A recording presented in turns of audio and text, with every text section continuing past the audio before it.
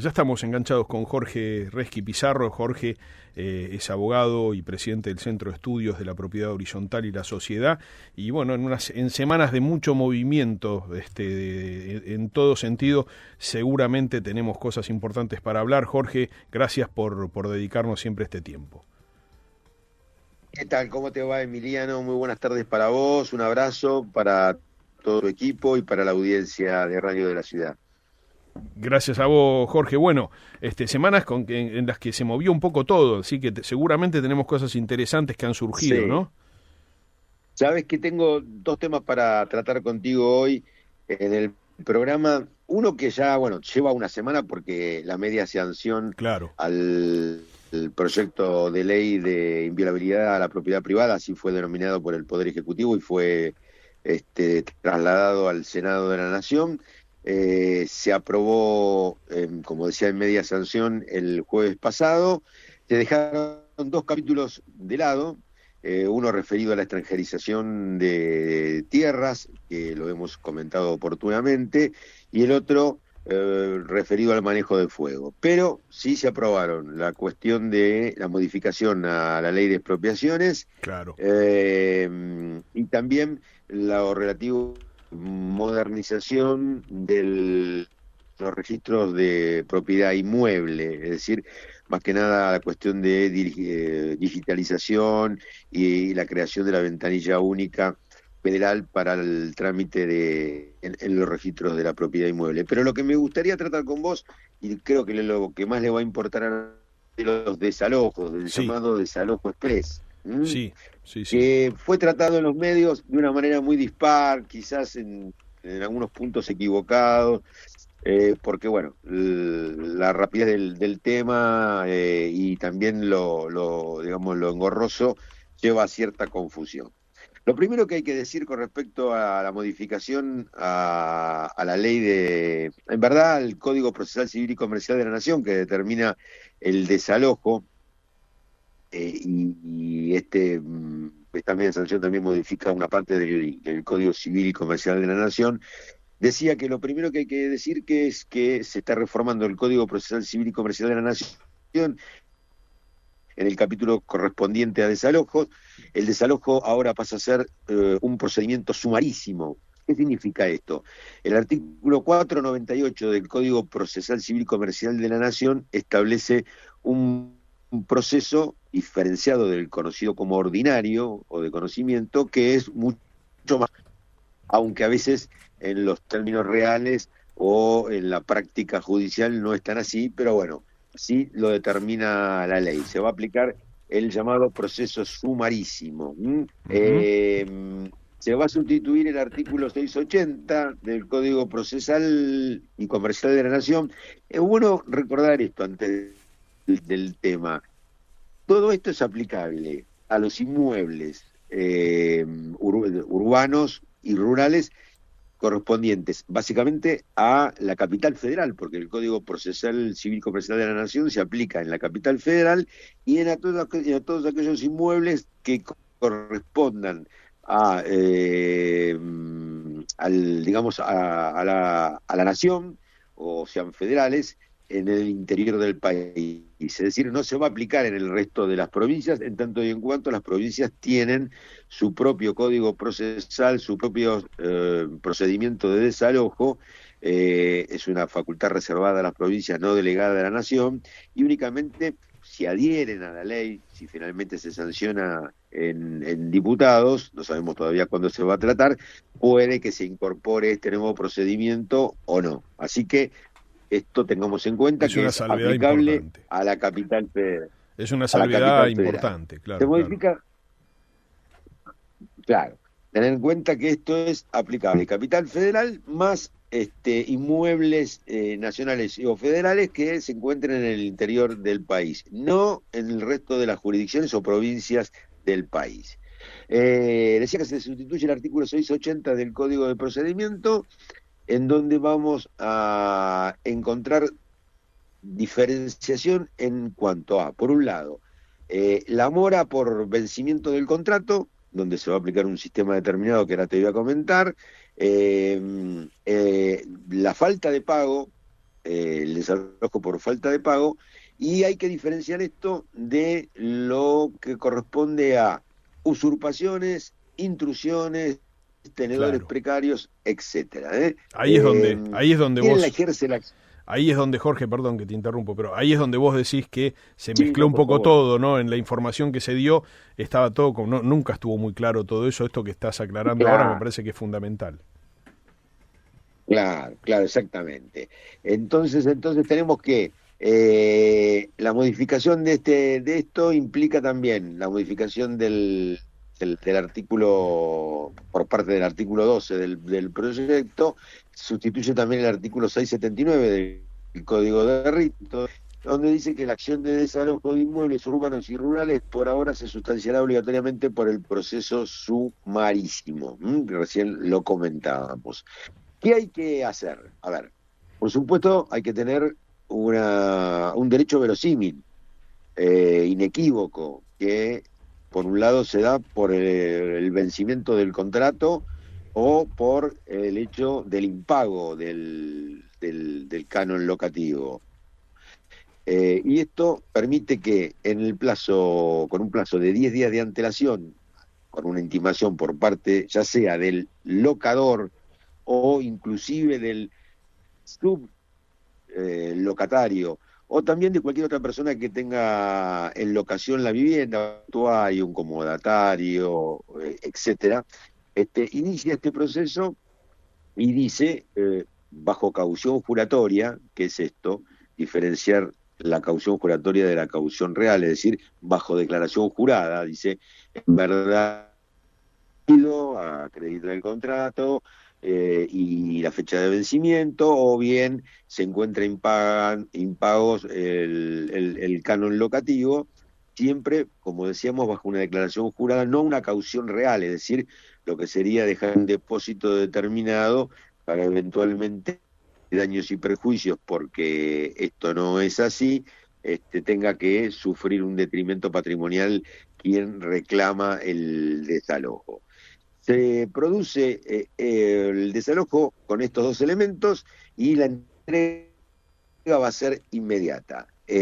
Ahora, el problema es que si hay ocultamiento en la información, eso lo establece el artículo 20 del proyecto con media sanción, el actor que ocultó hechos o documentos de alquiler, a ese se le va a imponer una multa a favor de la contraparte, es decir, del locatario, de hasta 10 veces el monto del último canon locativo. Atención, si mentimos en el procedimiento y pedimos el desalojo inmediato, y esto no es así, se demuestra que no, podemos ser pasibles de una multa que implica hasta 10 veces el valor del último alquiler del inmueble, ¿no es cierto?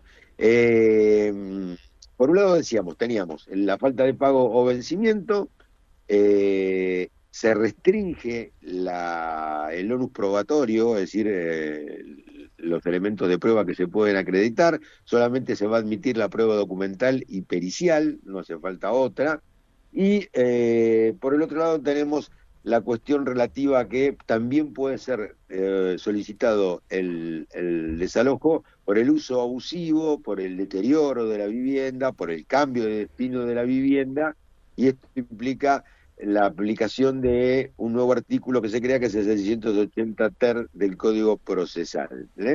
El juez está obligado a realizar un reconocimiento judicial dentro de las 72 horas de dictada la primera providencia antes del traslado de la demanda de desalojo. La intervención del defensor oficial va a ser obligatoria para constatar e individualizar ocupantes. Sí, es decir, quienes ocupan la propiedad. Tenemos algún ruido en la información, mejor dicho, en la comunicación, ¿Tenemos algún ruido? Emiliano, por eso se hace a veces Vos sabés que difícil. acá Sí, hagamos una cosa, porque nosotros acá no lo escuchamos, pero hacemos una cosa, porque yo sí. hacemos una cosa, cortamos y te llamamos de nuevo, me parece que es la mejor manera de hacerlo. Si no, no nos volvemos locos. Un segundo. Como te parezca, así te sigo, Así, te porque sigo es comentando. interesante y es importante esto. Dale, dale. Así que así veníamos hablando del tema de los desalojos, que es una de las cuestiones de esta ley de modernización laboral, no, esta ley de inviolabilidad de la propiedad que tenía, que era una ley ómnibus que traía un montón de cosas todas juntas, y probablemente de los capítulos polémicos es el que menos claramente quedó expuesto y del que menos se habló, porque sí hubo mucho ruido con otros, especialmente con el que tenía que ver con la venta de tierras a extranjeros, y este quedó un poquito relegado, y estamos teniendo la oportunidad de que Jorge nos explique un poco las modificaciones y bueno, y las particularidades que tiene. Ya estamos enganchados de nuevo con Jorge. Jorge, ¿cómo nos escuchás ahora? Dale. Ahí estamos. ¿Cómo nos escuchás? ¿Nos escuchás bien? Sí, ahora viene. Bien, espectacular. Ahora no escucho ruidos en la comunicación. Buenísimo. Te decía, ¿cuáles son los pasos? Intimación fehaciente, hay que, por ejemplo, especificar la cantidad deudada y el lugar de pago. Se establece como válido el domicilio electrónico, no es necesario que se envíe una comunicación a través de una carta documento o un telegrama, sino, y en el contrato se estableció el domicilio electrónico, que prevé el artículo 75 del Código Civil Comercial de la Nación, se puede notificar a ese domicilio de la parte, en este caso del locatario. Se establece un plazo de gracia, una ventana de 10 días corrido desde la recepción, y el tercer paso, que es la vía judicial, el inicio de la acción por el proceso más breve, como dijimos, el sumarísimo. El locador nunca puede negarse a recibir las llaves. Esto también es importante tenerlo en cuenta. El locatario puede hacer consignación judicial también, si lo cree como correspondiente. Los gastos siempre son a cargo del locador. Si no se adeudan alquileres desde el día de la notificación de la recepción, la consignación ocurre dentro de los 10 días hábiles posteriores, si se niega el locatario a dejar la vivienda porque entiende que en verdad no es deudor ni se encuentra vencido el plazo del contrato. Un tema importante, ya te lo mencioné, es que obligatoriamente tiene que haber un reconocimiento judicial. El juez tiene que ir dentro de las 72 horas de la primera providencia a verificar el lugar de la locación. Y por supuesto interviene indefectiblemente el defensor oficial a los fines también de constatar la situación en que se encuentra la locación. Y muy importante lo que agrega o lo que incorpora el artículo 16 del proyecto a través de un nuevo artículo que se crea del Código Procesal Civil y Comercial de la Nación, que es el 684, que es una suerte de protección a la vulnerabilidad, Es decir, aquellas personas que se encuentran en situación de vulnerabilidad, por ejemplo menores, personas con discapacidad, adultos mayores en desamparo, etcétera, tienen la posibilidad, por supuesto, de recurrir a la protección del Ministerio Público tutelar y eventualmente el lanzamiento o el desalojo puede prolongarse en el tiempo, es decir, no va a ser indefectible de inmediato, sino que el juez puede determinar un plazo, una suerte de plazo de gracia, un plazo mayor, atento a la situación particular de estas personas, ¿no es cierto? ¿Dónde hay que notificar? Dijimos que si no hay domicilio especial ni real determinado, se notifica en el inmueble reclamado o en el domicilio electrónico, si se constituye un domicilio electrónico, que es por lo general un correo electrónico. ¿Qué pasa cuando falta la chapa identificatoria del inmueble? Esto no es inusual, que no, cuando se quiere hacer la intimación y el traslado al locatario, el oficial de justicia no encuentre la chapa, no encuentre el número, por lo tanto no puede identificar la propiedad.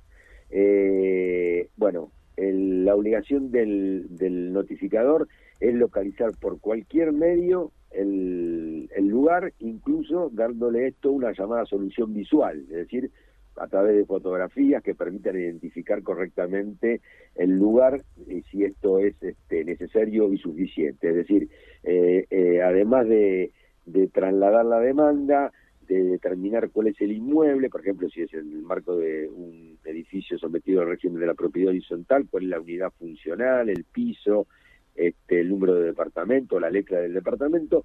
Si algo de esto falta, puedo agregar en la demanda fotos que permitan identificar el lugar hacia el cual debe estar dirigida la notificación. El deber del notificador es identificar a los ocupantes, es decir, pedir la razón de su ocupación, y está autorizado a requerir el auxilio de la fuerza pública si es necesario a los efectos de la alocación, del desahucio o del lanzamiento. Hay que tener en cuenta que dentro del proceso del desalojo, hay dos etapas. Por un lado, la definición del incumplimiento, el traslado de la demanda, y por el otro lado lo que se denomina el desahucio o lanzamiento, que sería la parte de ejecución de la sentencia, es decir, cuando se logra que las personas que ocupan el lugar, sean los locatarios, los sublocatarios, los ocupantes por cualquier razón, son sacados del lugar, y para eso el oficial de justicia puede requerir, como lo puede hacer ahora también, porque así lo establece el Código de Procedimientos, al auxilio de la fuerza pública, al allanamiento, a la convocatoria a un cerrajero a los fines de la apertura del inmueble, etcétera. Y además hay que tener en cuenta que el trámite no se suspende por ocupantes que se encuentren ausentes durante la notificación. Es decir, la sentencia los alcanza igual. El departamento, la unidad está vacía, igualmente el oficial de justicia, a través del concurso de un cerrajero, puede lograr la apertura del inmueble e ingresar al mismo, y por supuesto se va a hacer un acta, se elaborará un acta en donde se restituirá la unidad al propietario. Los sublocatarios u ocupantes también deben hacer saber en el juicio a todos los presentes la advertencia que se va a producir ese desalojo contra todos los integrantes o todas las personas que estén ocupando el departamento o la unidad funcional o la casa, en el caso de que no sea una unidad funcional dentro de un edificio de propiedad horizontal. Función del encargado, por ejemplo, en la propiedad horizontal.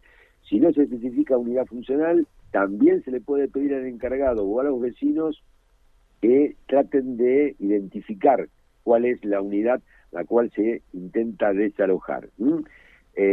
Si no hay éxito en eso, ahí se va a devolver la cédula y, por supuesto, se tendrá que llevar adelante otras medidas. Lanzamiento lo establece el artículo 22 del proyecto, modifica el 686 bis del Código Procesal Civil y Comercial de la Nación.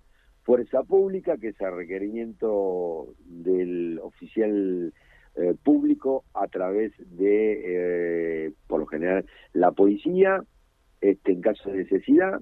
Dijimos que puede haber apertura de allanamiento del domicilio. Esto se hace con habilitación automática de días y horas. ¿Qué significa esto? De días y horas inhábiles. ¿Qué significa?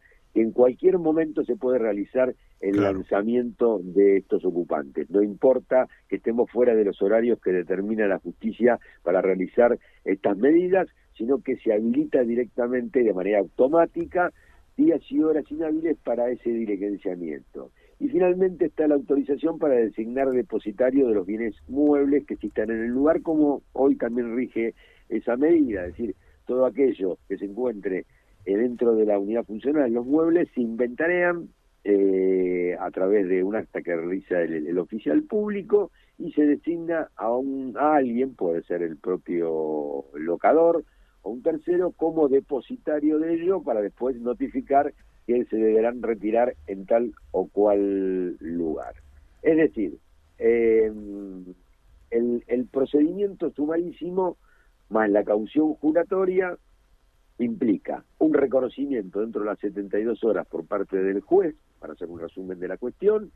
Tiene que haber una notificación exhaustiva, es decir, en el lugar, y es obligatorio, y hay un plazo de 10 días, que sería una suerte de escudo temporal, especialmente si hay vulnerables. Esto puede llegar a prolongarse si el juez decide que porque existen allí personas menores, adultos mayores, discapacitados, etcétera, entiende que el lanzamiento no se va a realizar en ese momento, sino se le fijará un plazo posterior a los fines precisamente de que se pueda realizar esto con mayor normalidad y no afectar los derechos y garantías de las personas ocupantes, ¿no es cierto?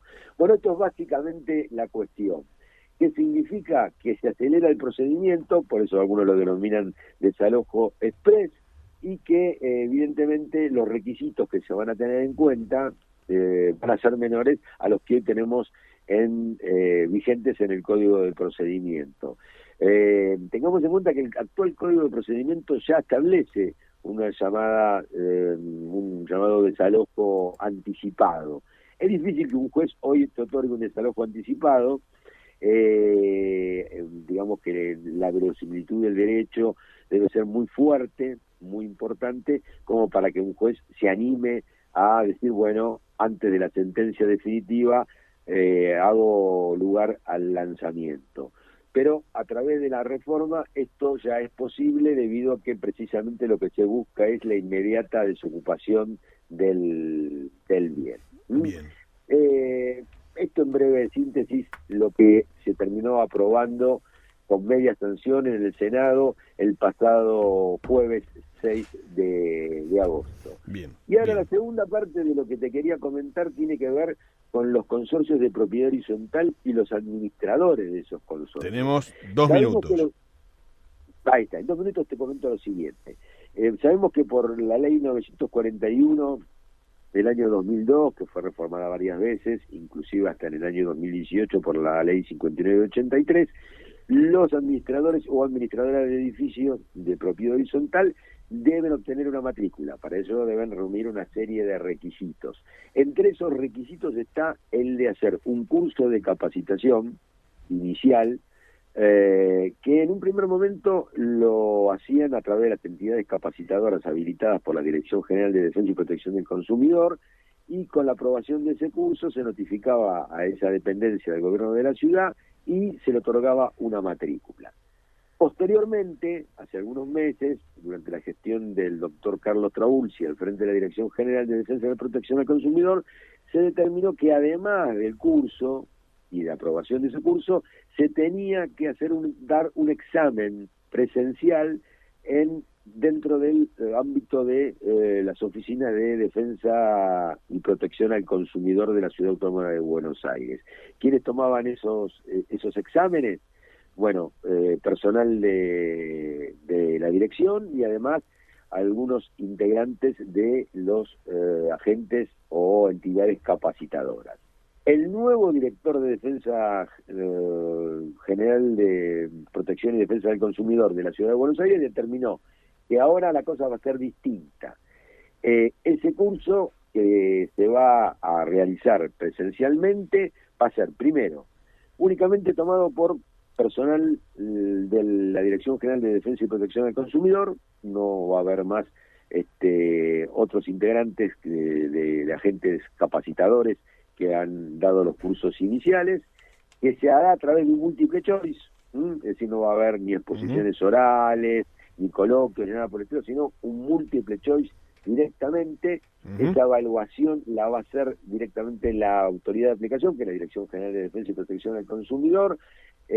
Para aprobar, se tiene que aprobar con nota, va a haber nota, es decir, número del 1 al 10, con 6 aprobás y podés obtener la matrícula. Si no obtenés 6 o menos de 6, no lo aprobás, por lo tanto no vas a poder obtener la matrícula, y lo que se da es la oportunidad de que por lo menos 2 veces al año se vaya a tomar esos exámenes, con lo cual aquel que no aprueba puede tener una segunda oportunidad, una suerte de repechaje, de recuperatorio, para poder obtener esa matrícula. Ese es el segundo llamado a los aspirantes. Bueno, eso es básicamente lo importante y los cambios fundamentales que se dan en la forma de obtención de la matrícula, que es obligatoria para poder ejercer la actividad profesionalizada de administradores o administradoras de edificios sometidos al régimen de la propiedad horizontal. Excelente, Jorge, excelente.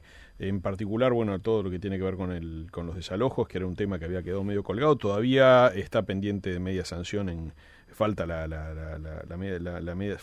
media sanción en diputados, y eso puede todavía traer modificaciones. Era uno de los puntos polémicos que quedó un poco tapado por la dimensión de los otros temas, así que bueno, gracias por habernos traído luz al respecto, y bueno, como siempre, un lujo, y bueno, estaremos hablando seguramente la semana que viene en alguno de los momentos.